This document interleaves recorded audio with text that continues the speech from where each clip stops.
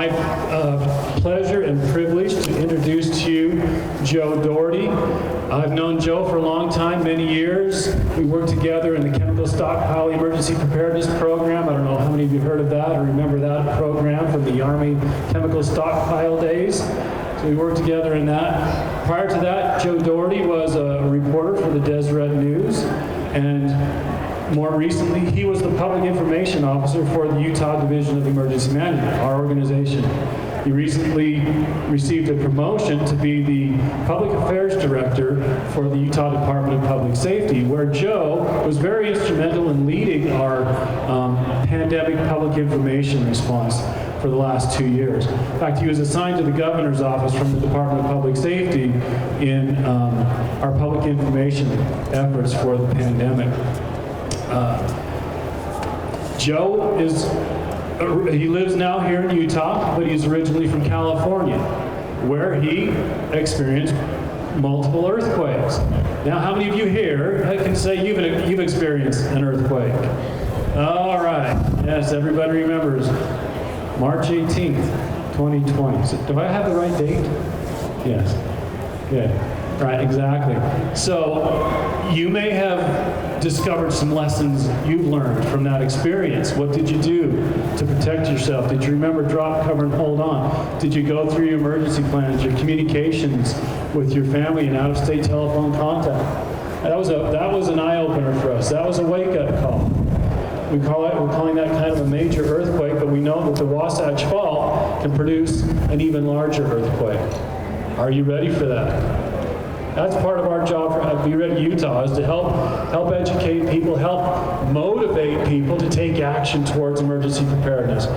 We're here offering the Be Ready Utah Expo as part of that effort to help you get prepared. We also have beready.utah.gov. It's our brand new website where you can go to get all kinds of emergency preparedness information for all hazards.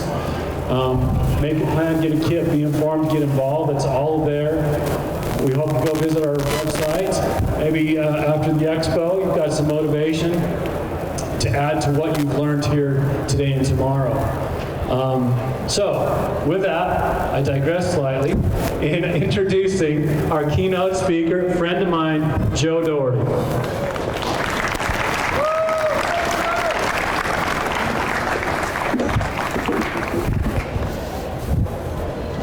Thanks. Thank you, Wade. I expected that he would embarrass me a little bit up here. So that was the first time that we have asked for how many people have experienced an earthquake, and that many hands went up. That has never happened before in all the years that I've been working in emergency preparedness and emergency management in this state. So congratulations to all of you for joining the Earthquake Club. I know no one ever wants to be part of that club at all, but sometimes you are forced into it, and that is just the way that life works sometimes. So, like Wade mentioned, I grew up in Southern California. Someone who experienced a number of earthquakes throughout my life as a younger person. And then the one that we're going to talk about is the one that I really felt like we were not ready for, despite a lot of cool preparedness that I thought my parents and our family had been doing. But I want to take you through that story, and then what I really want to do is share the lessons that we learned and some things that were new for us. Are you okay? Can I talk louder? Is this better? Thank you. I'll hold it closer. Thank you. Some of the things that we wanted to make sure we would continue doing, and some of the stuff that we wanted to do better as well. So let's take you back in time. January 17th, 1994, 4:30 a.m. I was asleep, like everybody else around me, like my friend Jamie, who also grew up in Simi Valley.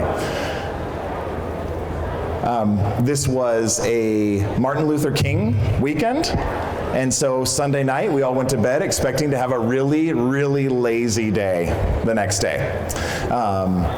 Until, of course, we were rudely awakened by one of the largest earthquakes to happen in California's history. In fact, the Southern California Earthquake Center listed this earthquake as the most costly natural disaster in the United States since the San Francisco earthquake in 1906.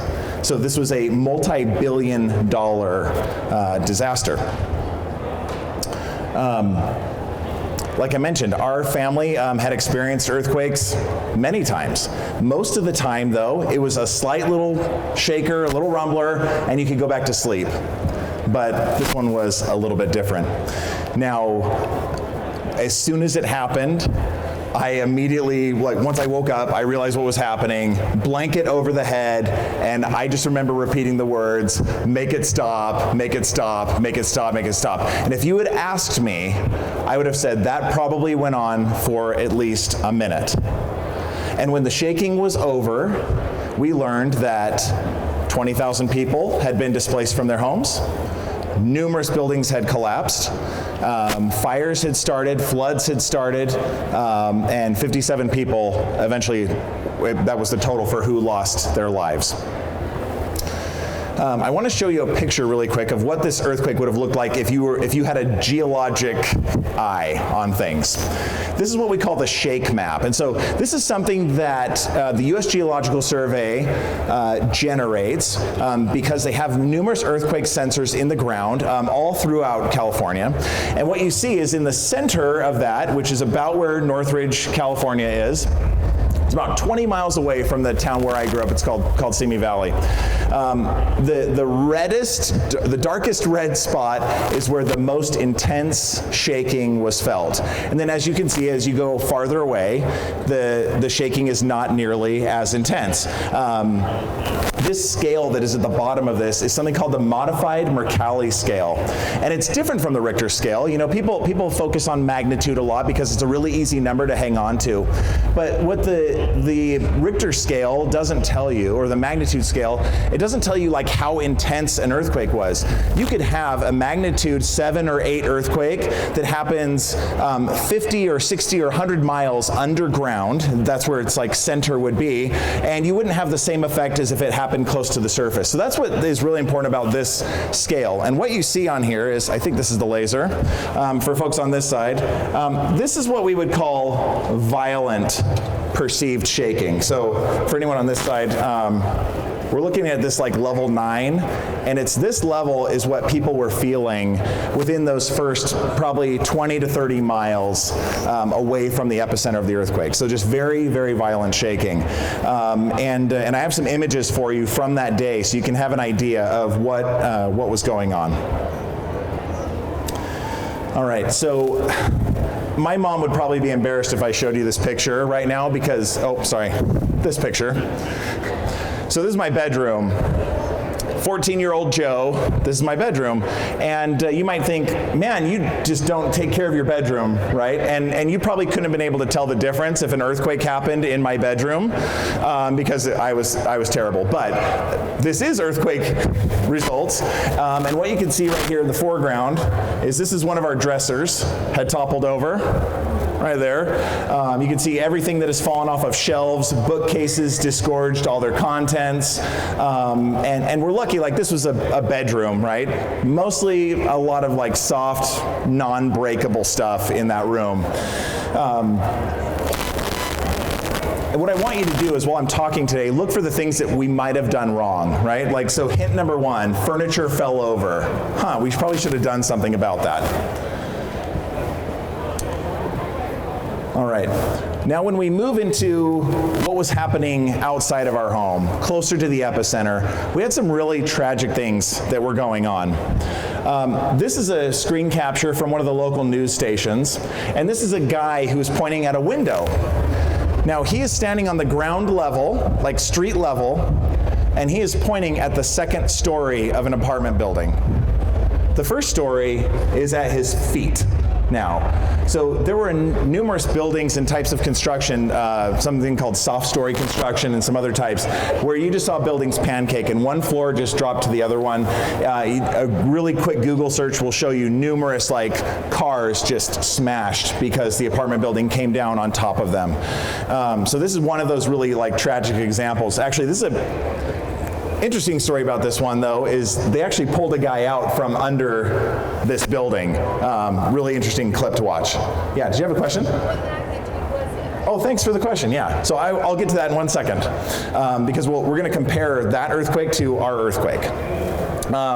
Next image. So this was something that we heard about. So when the earthquake happened, we lost power immediately.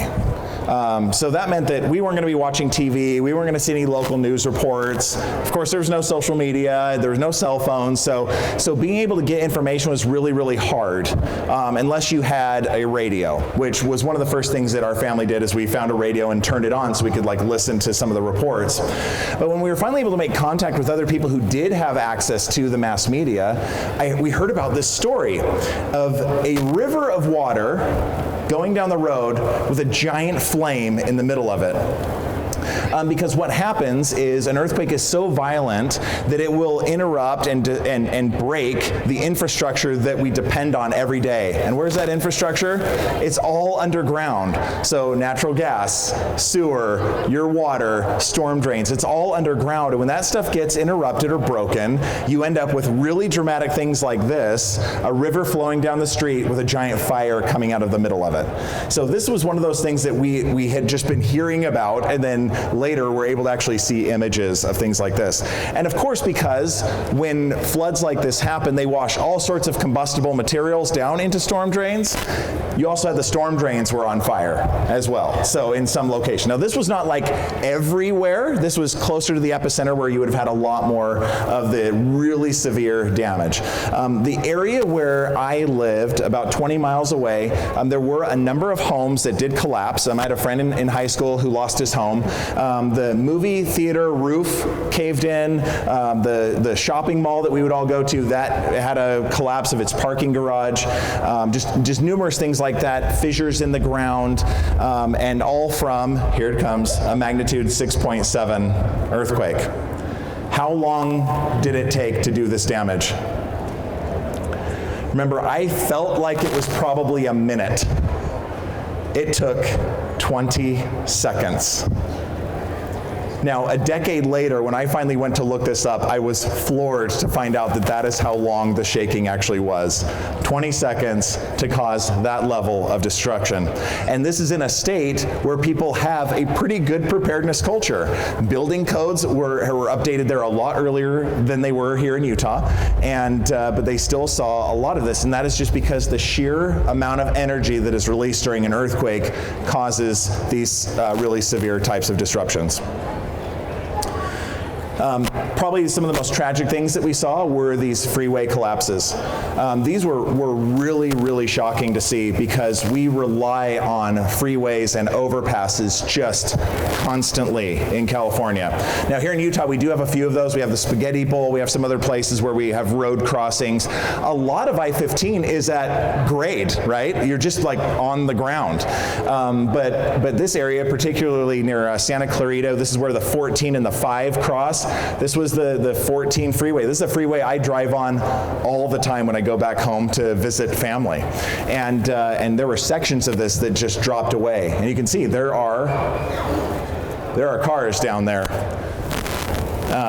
One of the tragic incidents was there was I believe it was a California Highway Patrol officer who actually was responding to a call and just kind of went sailing right off that in the middle of in the dark of night, and they actually ended up later naming that freeway for him. So whenever we drive by there, I think of that officer because it's so tragic. Someone who's on their way to help and loses their life in the middle of that. So one example of the freeway. Here's another one. You can see it is just sheared off right here where it was supposed to be tied together.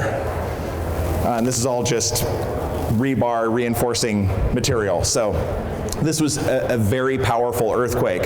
Now, fast forward to 2020, and as the public information officer for emergency management, I would have people reaching out to me on Twitter to talk about this major earthquake that we had in Utah. And I felt so bad having to remind people, this was a moderate earthquake. What we experienced in 2020 was a moderate earthquake, and it felt incredibly strong for anyone who is brand new to the Earthquake Club. And so I try to have compassion for them when they're like, no, I know this was new for you, but we will talk a little bit more about that. So here we go. This is a scale, and I'm going to explain what's on here because I know that text is small for how far away you guys are. This is a scale that shows the amount of energy released and at different levels of an earthquake. So for example, if you were looking down here, this would be like a magnitude 2, 3, 4, 5, 6, 7, 8, 9. We've had a handful of magnitude 9 earthquakes in the time that we've been recording earthquakes with a scientific recording of them. The one in Japan that was in 2011 was one of the 4 largest earthquakes that has ever been recorded in modern times. The thing about magnitude that's weird is every time you jump up one number in magnitude, you are actually talking about 32 times the amount of energy that is released. So a magnitude 4 earthquake releases 32 times more energy than a magnitude 3. So if you think about that kind of exponential growth, and that's why you see these numbers on the side. You go from 1,800, and this is comparing like the equivalent kilograms of explosive. So if it were a bomb, this would be 56 kilograms, 1,800, 56,000, 1.8 million when you're getting into this area of a 5. Now when we talk about magnitudes as well, it's important to remember that we usually don't start seeing damage until around a magnitude 5. Okay, and we saw that here in Utah with our 5.7 magnitude earthquake in Magna. We saw some significant damage to a handful of schools. We saw some unreinforced masonry type buildings in Magna, kind of the brick walls were falling outward on there. And we did lose a few buildings. We had some historic buildings that were damaged as well. Now, this earthquake that I went through in 1994 had 32 times the energy release that 5.7 did. And so you can start to think, now what if we had our worst case scenario in Utah? What does that look like? Well, when we look at the Wasatch Fault, when geologists do that, they've determined that about the maximum earthquake that we could have is probably a 7.6. It's unlikely that it would be that big. And so what we talk about are probabilities. And that's all we can give people right now is what is the best probability? What's the best guess that we can give you? And our best guess is that there's roughly a 50-50 chance of a devastating type earthquake in the next 50 years. So you go, okay, I may have 50 years. I may have less than 50 years, but there's some amount of time that we've been given to prepare. And so one of my final messages today is going to be, let's use the time that we've been given to keep preparing. Let's see, just for some more other reference here. So we had in 1992, there was a 5.9 magnitude earthquake in St. George. So the Magna earthquake was the largest earthquake in Utah in a generation. So just to keep in mind, that's kind of the realm where we've seen earthquakes.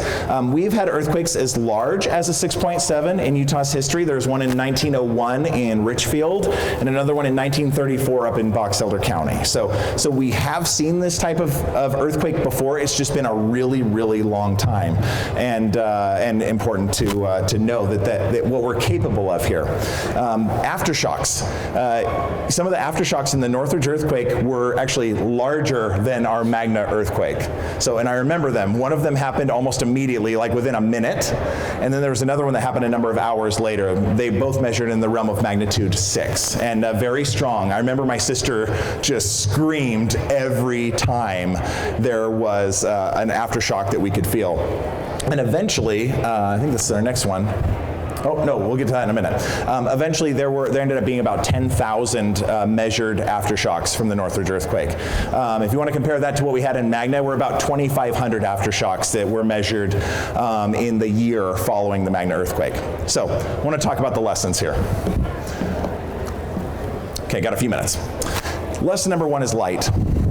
It was dark. It was so dark in the aftermath of the Northridge earthquake. I remember scrambling to think, like, how am I going to see anything? I knew that there was stuff that was everywhere. Like, I had a sense that there was a disruption, but I didn't know what it looked like until I remembered I had this watch on. Do you guys remember Indiglo watches? They were cool, right? They could glow like anything. You could see everything really well. And actually, when it's incredibly dark, they cast light. And you wouldn't imagine that. But what I did is I clicked the little light button, and I started doing this around my room. And I'm looking and I'm like, this is so bad. This is so bad. I could just see like my entire closet contents were on the ground. And eventually I hear from my parents' bedroom, "What's that light?" It's my watch. That's a great idea. And so my parents scrambled to go get their Indiglo watches as well. And that was the light that we had for the first like probably 10 minutes of trying to figure out what was going on. And this is while I have one sister kind of screaming. My brother and I, we were okay, all consoled. But the one thing my parents discovered was that as they tried to exit their room, they had an armoire, like a big, cabinet that had fallen across their like little hallway that leads out of their room. So they were able to figure that out, and they're like, "Oh, we're stuck," and then we got it all worked out. So we finally gathered together as a family. My parents rounded up a couple flashlights and a couple batteries, and so we sat in our living room with this just one like couple flashlights. And that is all we had until we waited for the sun to come up.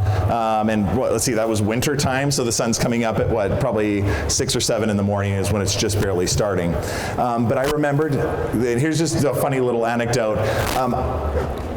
When there's nothing you can really do in the dark, and I remember actually feeling a little bit bored, which is weird. Like, we just went through a major disaster, but I was like kind of bored now.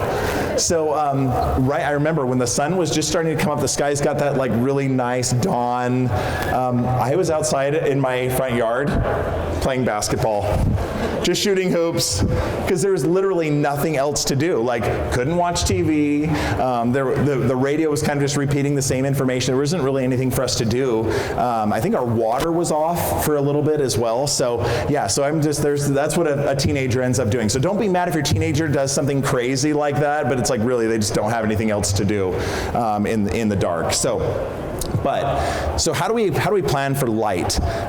Because you can have, and what we expect in Utah is that we can have extended power outages if we end up with something like a magnitude 7 earthquake. So you want to make sure that you can still see. So here's some things to consider. We're an outdoor kind of camping society in this state. Do you have an LED headlamp? Can you get one? They're not terribly expensive. LED headlamps are really great. It frees up your hands so you don't have to hold a flashlight everywhere you go. The extra batteries. These are one of the first things that we tell people when it comes to emergency preparedness, because I will tell you this, you will not be going to the store to pick up more batteries. You remember how like stores have like automatic doors that open and close? Yeah, those doors don't open and close. Credit card readers don't work. There are a lot of things, and the store doesn't even have its own electricity too. They're going through the same disaster you are. So have those batteries on hand now. And now solar chargers have become a lot more popular, and I've tested a few of these. Some of them work really, really well. I've managed to charge devices out in the mountains, and it's been really great. So consider that. Now, I know that people will remember, well, hey, my cell phone has a flashlight on it, and that is true. But I do not want you using your cell phone as your light source in a disaster, because there are chances that you may be able to text somebody, and I'd love for you to keep your battery on your cell phone charged as long as possible. So just keep that in mind, like try to preserve that cell phone. We can't guarantee what the cellular networks are going to be like, but we have seen some really interesting resilience. After the Haiti earthquake in 2010, people were still able to get text messages out. Mexico City had an 8.5. I saw live video streamed on Twitter from Mexico City. Couldn't believe it. I'm like, wait, I thought the networks were going to be down. So we can't guarantee that it's going to be there, but there's a chance. And if there's a chance, please use your cell phone wisely. And one of the things that includes is texting first. You may need to rely on text messages rather than a phone call. A text message uses this little tiny bit of bandwidth of information. A phone call is like this much information.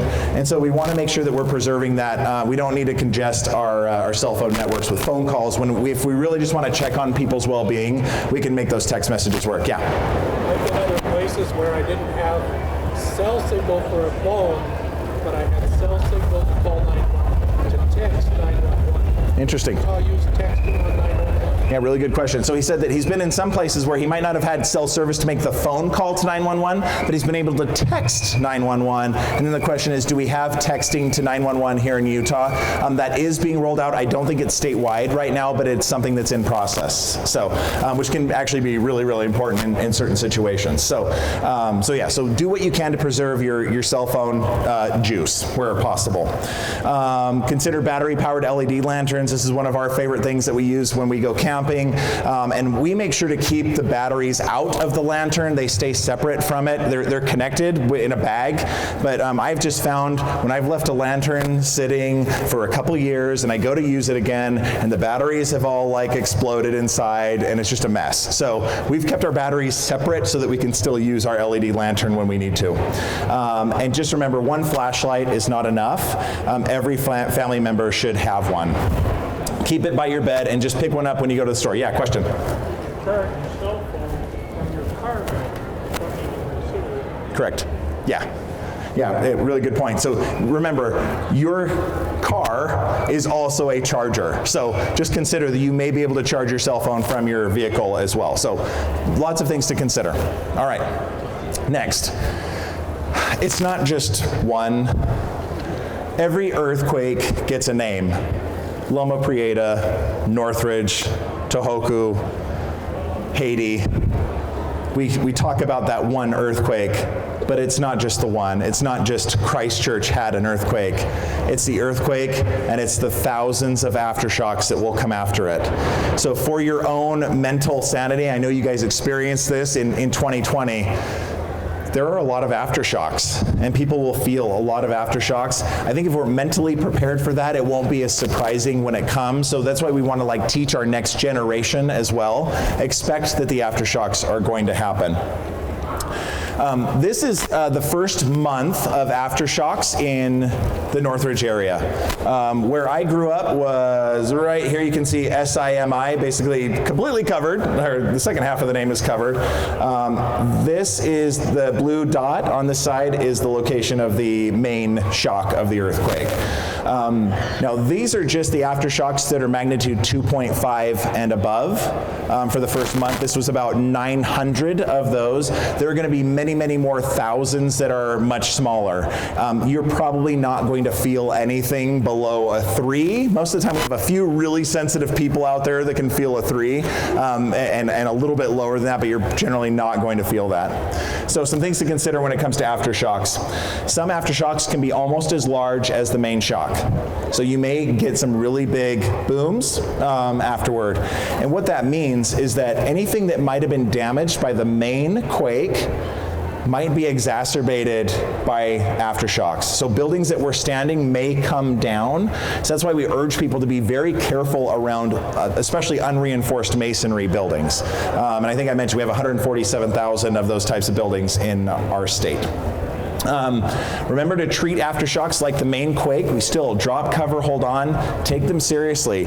You'll see that they don't last as long, they're not as powerful generally, but you want to be prepared in case it does get bad. And then remember, if you're in bed, it's okay to stay in bed, cover up with your pillow or a blanket. And we already mentioned there'll be thousands of aftershocks. Now the cleanup, and the cleanup has 2 parts. We're going to talk about the physical cleanup, and then we're going to talk about the emotional cleanup from an earthquake. Here's our kitchen. So you notice the refrigerator door is open. That is not a prop. That wasn't put that way. The earthquake did that. Literally flung the doors of our refrigerator open and moved it about 18 inches or maybe 24 inches away from the wall. Stuff came flying out of the refrigerator, and then you'll see down here on the floor is my mom's china. There are jars of peanut butter. There's pasta. There's syrup. It's all there mashed together with broken glass. So another lesson, as part of the cleanup, keep some sturdy shoes by your bed. There's a really great podcast that came out a couple of years ago called The Big One. It was produced by a public radio station in Southern California. And they interviewed a doctor who treated people immediately after the earthquake, and he said the most common thing that he treated in people was broken glass in people's feet. some sturdy shoes, some slippers that might have a rubber sole on them. Keep something like that by your bed so you do not have to walk around on broken glass. You don't want to start the disaster with glass in your feet. I will just tell you that. We were pretty lucky. We didn't have any windows break in our house. We had some other things that got damaged too. And eventually our house had $40,000 worth of damage. So one of the things that, if I were looking at this room, I would say probably should have had some latches on those doors that would have kept everything inside those cupboards. That's the one thing I would recommend. In fact, since then, in my current house, we have gone and put that on all the cupboards that we care about the things. Those have earthquake or child latches on them, and they work really, really well. So consider how you'll do that. Let's see, what else? I talked about that $40,000 worth of damage. My parents had the foresight to have an earthquake insurance policy. They knew Southern California is prone to earthquakes. We should probably do this. And I don't know who has $40,000 of cash lying around to do that repairs on your home. We had our foundation was cracked. We had a lot of significant damage to the front door of the house, a lot of the window areas, even though the glass didn't break. The framing around them was cracked in a way that the insurance folks and the inspector were like, this all has to be replaced because it's now damaged. So yeah, 40 grand, it adds up really, really fast, and it adds up in 20 seconds. I actually have a whole home policy right now because my wife and I were like, we're gonna keep doing this. Shop around when you look for earthquake insurance. The first quote you get will probably be from your regular homeowner's provider. Those are often really, really expensive. There are some other providers out there that have some really reasonable rates if you do some hunting for them. And please do not expect that the federal government will pay for your disaster recovery. The federal government does some amazing work, but the max that people tend to get in disaster recovery is around $23,000. Some people might get as much as $30,000, but that is not enough to rebuild or repair a home. I mean, it will help, but either have a really, really good savings account or make sure you're investing in that earthquake insurance, and I'm glad my parents did. And then let's see, what I was going to mention, the homeowner's policy that we have where we got the whole home coverage, it's $340 a year. So you can find rates that are that good. They're out there. And just keep in mind, just so we're here with our eyes wide open, if you live in an unreinforced masonry home, it's going to be a lot harder to find that type of insurance because those homes are at much higher risk. So newer wood frame construction generally has an easier time getting insured. And I hope I'm not freaking you out, Jamie, when I'm talking about insurance. So Jamie's our flood insurance expert. So yeah, hi.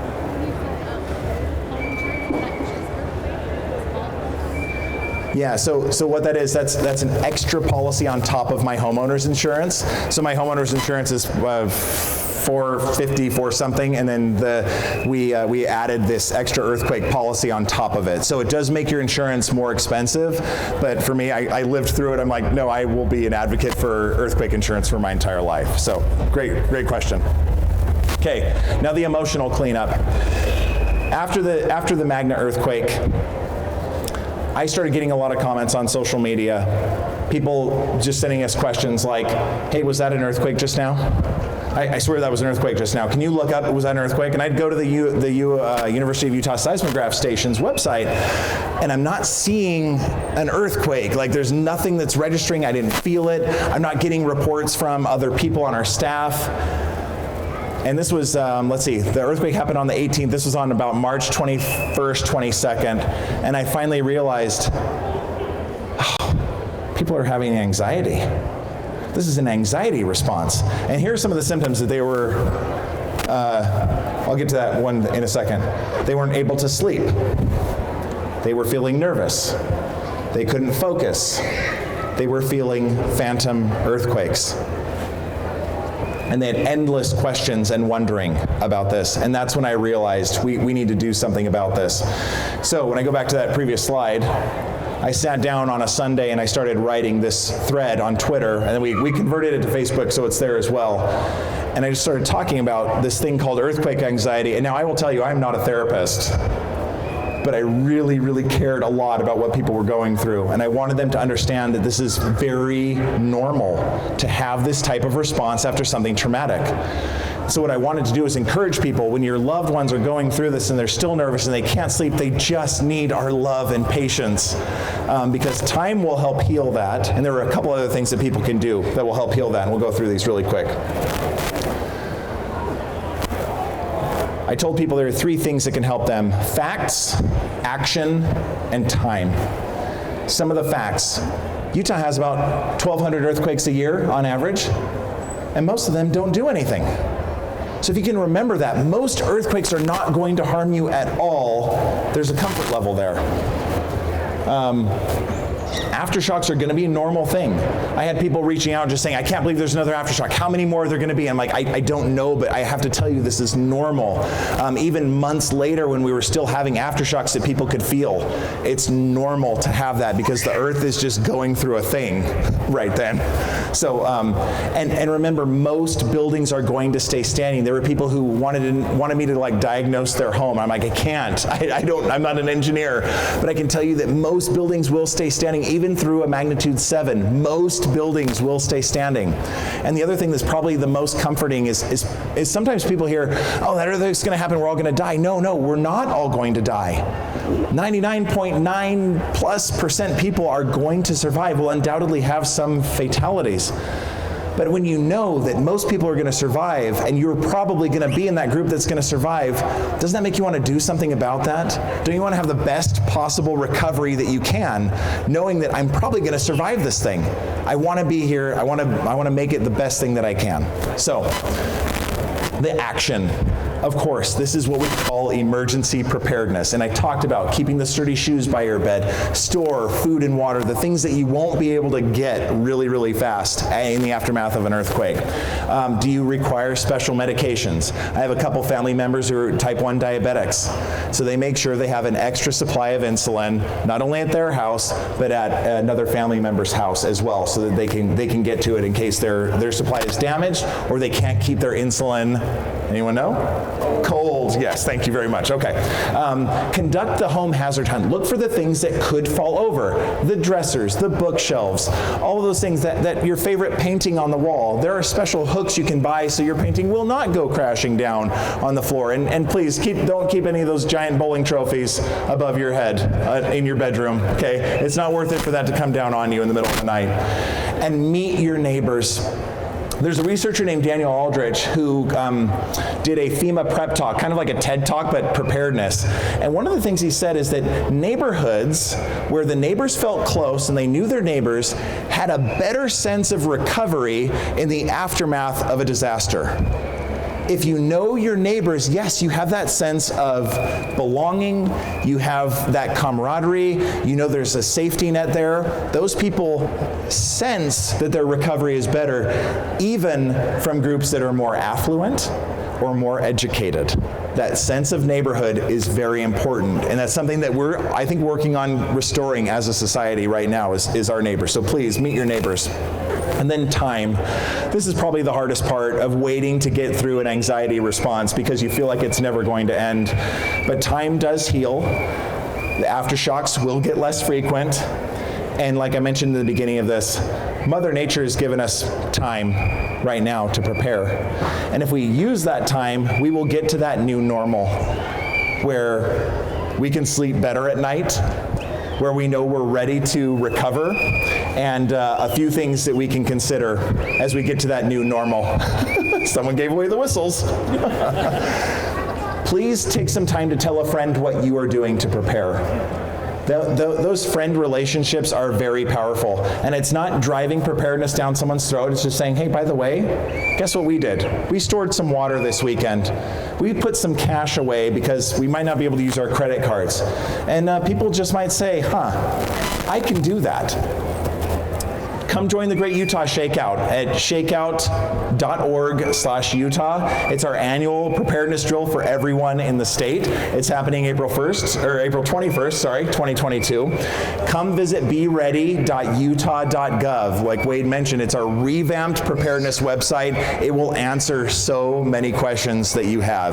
The team has done a really good job with that. And we would love for you to share your stories with us. So come find us on social media and tell us what you're doing to prepare. We would love to brag about you. So if you want to share any of those stories, you can contact us. You can contact through the website or through our social media. Just look for Be Ready Utah, and we're more than happy to keep those stories going. The more stories that we have, the better off we're going to be, because you can't argue with someone's lived experience. This is one more final picture from my parents' 1970s style furniture that they just never ever got rid of, I think until far too late, but yeah, just more stuff that fell over. But fortunately, we made some good decisions, and we learned from some of the decisions that we hadn't made at the right time. I appreciate all, what's that? The whistles worked. The whistles worked, yes. That's my signal to be done. So thank you, children. Thank you so much for your time today. I'm here if you have any questions. I don't know if we have, it's 6:47, so we actually have about 3 or 4 minutes. If anyone has questions that I can answer right now, I'm happy to do that. Yeah. I just wanted to mention my husband, he's really smart with all of this. Good hair. He has these lights that are plugged in all the time, so if the power goes out, they go on. Awesome. Yeah, really great preparedness product out there. Lights that stay plugged in, they're charged, and what happens is when the power goes out, the lights automatically turn on, and you know where trip hazards are and things like that. And sometimes they're removable, and you can use them as a flashlight too. So that's really great. Yeah. In your experience, how long did it take after the Northridge before you could say call 911 and expect any kind of response? That is a really good question. I cannot remember right now how long our phone service was down. I know it was down for a little bit, but I feel like where we were, because we were, I think maybe, even though 20 miles away, we felt very strong shaking. We had a fairly quick recovery where the water was back on pretty quick. I feel like the electricity was on in the next couple days. I don't know if the phone service went down. Oh man, I'm just trying to remember like picking up that phone and if I could hear a dial tone. I want to say it was probably down for at least a little while. But yeah, we were fortunate not to have to need to call 911. The first responders were very, very busy at other locations, so I'm glad we didn't have to do it. So it might have been that day that we didn't have phone service. Yeah. What are the qualities for the schools now in Utah? Are they getting better? For the quality of the building? Yeah, really great question. So the question about what is the quality of our schools right now. So funny that you should ask. We just released a report about how many unreinforced masonry schools we have in the state right now. There are 119. Now, 60 years ago, 95% of our schools were unreinforced masonry schools, which means brick and block with no reinforcing steel inside, rebar or whatever. Over the last many decades, we have been repairing, replacing, retrofitting a lot of those schools. We still have a way to go with those. And that was the point of this inventory that we released, is to say, hey, we've done some really good progress. Our school districts are doing great. But when you have those opportunities to support a school bond for a seismic retrofit, we encourage people to do those, to support those bonds and vote for them, even though it means, yeah, it's your tax dollars. But our schools are community gathering places where our kids and our grandkids go. And we want to make sure that they're safe. It's a community resource, and it's still going to be a decades-long problem before we get the rest of these fixed.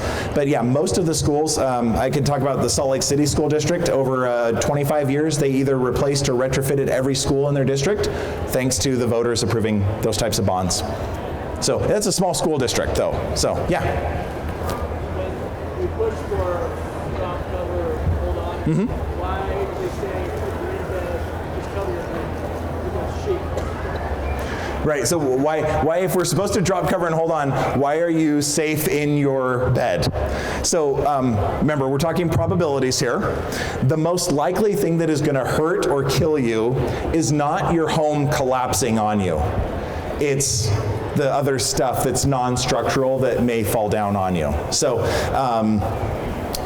if I wish I had a picture of this. My junior high, we were out of school for a week, but when I saw pictures of the inside, all the HVAC came down, the ceiling tiles and those things came down. So yes, absolutely, we would drop, cover, hold on in a school.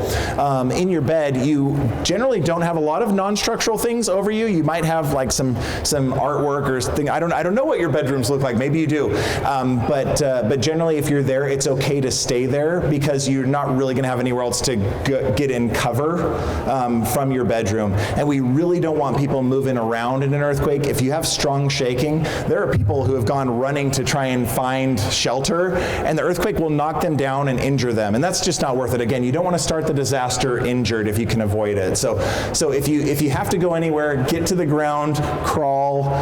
You will be a lot better than being thrown to the ground. So yeah, but you generally are going to be safe with a pillow, blanket, and you know, cover. Sorry, I'm going to try and talk with this microphone. Covering with your arms will generally be helpful. Yeah. More of a tip, we found that the little lights that you put in your yard that are charged by solar make great flashlights at the night, especially for kids. Hopefully there's no battery, it's solar charged. And put it in a cup to put it on the table. In the morning, just to back out, it's charged. They work really well. Yeah, great. So a tip for a product are those solar lights that you put out in your yard. They charge during the day. Kids can use them at night. Sometimes they work like a flashlight. You just go back and charge them again. You don't have to worry about a flame and electricity and that type of stuff too. Yeah. The best way to secure things like bookcases to the wall. Yeah, thanks. How do you secure a bookcase to the wall? So there are a number of products that you can buy. There are some brand names. There's one called Quake Hold. I don't know if they're selling stuff here today, but there are products that it's essentially like a nylon strap that you actually have to screw it into the furniture itself, and then you would mount it, screw it into one of the studs in your wall, and then that keeps the furniture steady. Now, some people will actually buy an L bracket, and they'll bracket it right to the wall so it doesn't have any play at all. So that's another option as well. Does that help you? Okay, yeah. Was some other resources like sewage and electricity knocked out for a greater duration of time for anywhere else in your area? Yeah, so the question is how long was like sewage or any of the other utilities knocked out? We were fortunate that it was short for us. Other places that would have had more extensive damage, like some of those images where you had a water main break and a gas main break, that was the gas company was working on those things for days and days and days. In Utah, we expect that if we had the 7.0 earthquake, you might lose drinking water for 3 months. It's a really, really serious loss to lose drinking water. Electricity is a lot more resilient because I think a lot of that infrastructure is above ground and just more accessible. So, When we were sent to Katrina's contractors, it was 3.5 months before they had cell phone, water, and electricity. yeah, and a hurricane is a completely different type of disaster. A big enough earthquake could. It really could. Yeah, earthquakes can damage cell phone towers. They can do all the similar types of damage as a hurricane. So the comment was that after Hurricane Katrina, some people lost cell service for months. 3.5 months. 3.5 months. Yeah, and an earthquake could do something similar. Yes, thank you. Cool. Yeah. I'll say for bunk beds in a earthquake. How safe are bunk beds? I think as long as, bunk beds don't tend to fall over that much, but you could always add some sort of like bracket and mount it to the wall just so it's not going to tip. I haven't heard of any bunk beds tipping over in earthquakes. Wade, have you? I haven't heard of that. They tend to not be terribly top heavy, so they're okay generally. I slept in a bunk bed, but it was one my grandpa built, and it was like built into the house, so ours was not going in. It's incredibly heavy. Probably last question here. Okay. Yeah, 6:55. Yeah. When I was a child at the big earthquake in Cache Valley, Okay. I was thrown out of the bunk bed. You were thrown out of the bunk bed. I thought my mom was shaking the bed to get me up because I hadn't slept. I hit the floor and it was still dark. And I went, oh man, what? And that was 60 miles away from our house. Yeah. Very, very interesting. So yes, being flung out of a bunk bed as a kid. Yeah, that'll stay with you, that experience. Oh man. Well, you guys, thank you so much for the questions. I loved having a chance to share my story with you. Hopefully you took something away from that, and have a great rest of the expo. Thank you. Yes, absolutely. Big round of applause for Joe Dougherty. Wow. Thank you very much for being here. We got a little gift bag Thank you. for you there. appreciate you sharing your experience, your insight, perspective, you know. Hopefully, we don't have that same experience where we can all be standing on this stage and sharing a big story like that. So, thank you very much. Thanks. Another round of applause for Joe Dougherty. Thanks. I'll just add, too, Joe mentioned that 95% of our schools are unreinforced masonry, like 30 years ago. 12% of our schools are now unreinforced masonry. So we've come a long ways in reducing that number of unreinforced masonry schools. We just recently released a report. You can find that on earthquakes.utah.gov, which is another great resource for earthquake science, earthquake preparedness. That was something that Joe put together as he was a public information officer for the Division of Emergency Management, along with our team, UV Seismograph Station, Utah Geological Survey, Division of Emergency Management, for the Magna earthquake. So we've got the website now as a result of the Magna quake. It's a good resource, again, for emergency preparedness, along with beready.utah.gov.